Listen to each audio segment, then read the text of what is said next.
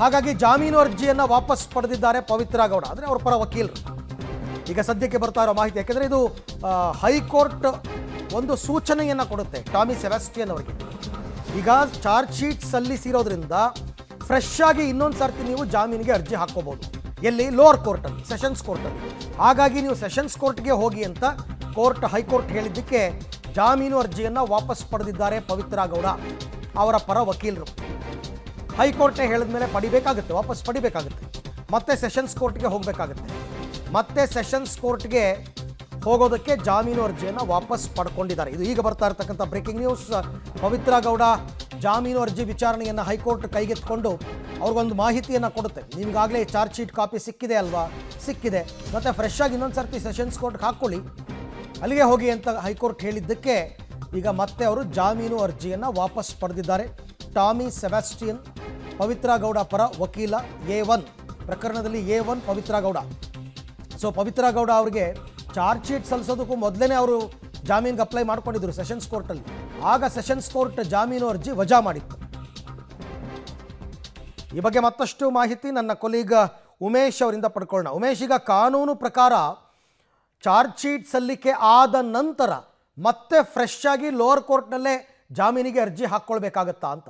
ಅರವಿಂದ್, ಈಗಾಗಲೇ Pavithra Gowda sessions court ಅಲ್ಲಿ ಜಾಮೀನಿಗೆ ಅರ್ಜಿ ಹಾಕೊಂಡು ಅದು ವಜಾ ಕೂಡ ಆಗಿತ್ತು. ಆದ್ರೆ ಅದಾದ ನಂತರದಲ್ಲಿ ಚಾರ್ಜ್ ಶೀಟ್ ಆಗಿರುವಂತದ್ದು. ಇವತ್ತು ಹೈಕೋರ್ಟ್ ನಲ್ಲಿ ಚಾರ್ಜ್ ಶೀಟ್ ಈಗೇನು ಆಗಿದೆ, ಆ ಚಾರ್ಜ್ ಶೀಟ್ ಆದ ಆಧಾರದ ಮೇಲೆ ನೀವು ಲೋಯರ್ ಕೋರ್ಟ್ ಅಲ್ಲೇ ಜಾಮೀನಿಗೆ ಅರ್ಜಿ ಸಲ್ಲಿಸಬೇಕು. ನೇರವಾಗಿ ಹೈಕೋರ್ಟ್ಗೆ ಅರ್ಜಿ ಬರುವಂಗಿಲ್ಲ ಅಂತ ಹೇಳಿ ಇವತ್ತು ನ್ಯಾಯಾಧೀಶ ಹೇಳಿರುವಂತದ್ದು. ಹೀಗಾಗಿ ಈಗ ಸೆಷನ್ಸ್ ಕೋರ್ಟ್ ಅಲ್ಲಿ ಚಾರ್ಜ್ ಶೀಟ್ ಆಗಿದೆ, ಅದಕ್ಕೆ ಟೆಕ್ನಿಕಲ್ ಎವಿಡೆನ್ಸ್ ಇರುವಂತ ಕೆಲವೊಂದು ಮಾಹಿತಿಗಳನ್ನು ಕೊಟ್ಟಿಲ್ಲ ಅಂತ ಅವರ ಆರೋಪಿಗಳ ಪರ ವಕೀಲರು ಕೂಡ ಆರೋಪ ಮಾಡಿದ್ರು.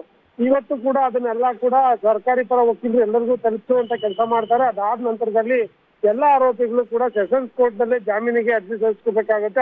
ಅದನ್ನು ಹೊರತುಪಡಿಸಿ ಹೈಕೋರ್ಟ್ಗೆ ಬರುವಂಗಿಲ್ಲ ಅಂತ ಹೇಳಿ ಇವಾಗ ನ್ಯಾಯಾಧೀಶರು ಅಭಿಪ್ರಾಯ ಪಟ್ಟಿರುವಂತದ್ದು. ಹಾಗಾಗಿ ಆ ಪವಿತ್ರ ಗೌಡ ಏನು ಇವತ್ತು ಹೈಕೋರ್ಟ್ಗೆ ಏನು ಜಾಮೀನು ಅರ್ಜಿ ಸಲ್ಲಿಸ್ಕೊಂಡಿದ್ರು ಅದನ್ನ ಅಲ್ಲಿ ವಜಾ ಮಾಡಿ ಮತ್ತೆ ಸೆಷನ್ಸ್ ಕೋರ್ಟ್ಗೆ ಹೋಗಿ ಅಲ್ಲಿ ಈಗಾಗಲೇ ಚಾರ್ಜ್ ಶೀಟ್ ಸಲ್ಲಿಕೆ ಆಗಿದೆ, ಅದಕ್ಕೆ ಬೇಕಾದಂತ ಎಲ್ಲ ಪ್ರೋಸೆಸ್ ನಡೀತಾ ಇದೆ, ಅಲ್ಲಿಂದಾನೇ ತಗೋಬೇಕು ಅಂತ ಹೇಳಿ ಈಗ ಆದೇಶ ನೀಡಿರುವಂತದ್ದು. ಹಾಗಾಗಿ ಎಲ್ಲ ಆರೋಪಿಗಳು ಕೂಡ ಈಗ ಸೆಷನ್ಸ್ ಕೋರ್ಟ್ ನಲ್ಲೇ ಜಾಮೀನಿಗೆ ಅರ್ಜಿ ಸಲ್ಲಿಸ್ಕೋಬೇಕಾಗತ್ತೆ. ಅಲ್ಲಿ ನಂತರದಲ್ಲಿ ಅಲ್ಲಿ ಒಂದು ವೇಳೆ ಸಿಗ್ಲಿಲ್ಲ ಅಂದ್ರಷ್ಟೇ ಹೈಕೋರ್ಟ್ ಬರ್ಬೇಕಾಗತ್ತೆ. ಅದು ಹೊರತುಪಡಿಸಿ ನೇರವಾಗಿ ಹೈಕೋರ್ಟ್ಗೆ ಬರೋಕ್ಕೆ ಅವಕಾಶ ಇಲ್ಲ ಅಂತ ಹೇಳಿ ಈಗ ಕೋರ್ಟ್ ಹೇಳಿರುವಂತದ್ದು. ಹಾಗಾಗಿ ಇನ್ನೆಲ್ಲರೂ ಕೂಡ ಎಲ್ಲ ಆರೋಪಿಗಳು ಕೂಡ ಸೆಷನ್ಸ್ ಕೋರ್ಟ್ ನಲ್ಲೇ ಜಾಮೀನಿಗೆ ಅರ್ಜಿ ಸಲ್ಲಿಸ್ಕೋಬೇಕಾಗತ್ತೆ. ಈಗಾಗಲೇ ಚಾರ್ಜ್ ಶೀಟ್ ಸಿಕ್ಕಿರೋದ್ರಿಂದ ಟೆಕ್ನಿಕಲ್ ಎವಿಡೆನ್ಸ್ ಇರುವಂತ ಇದು ಎಲ್ಲ ನಮ್ಗೆ ಸಿಕ್ಕಿಲ್ಲ ಅಂತ ಹೇಳಿ ಆರೋಪ ಮಾಡಿದ್ರು.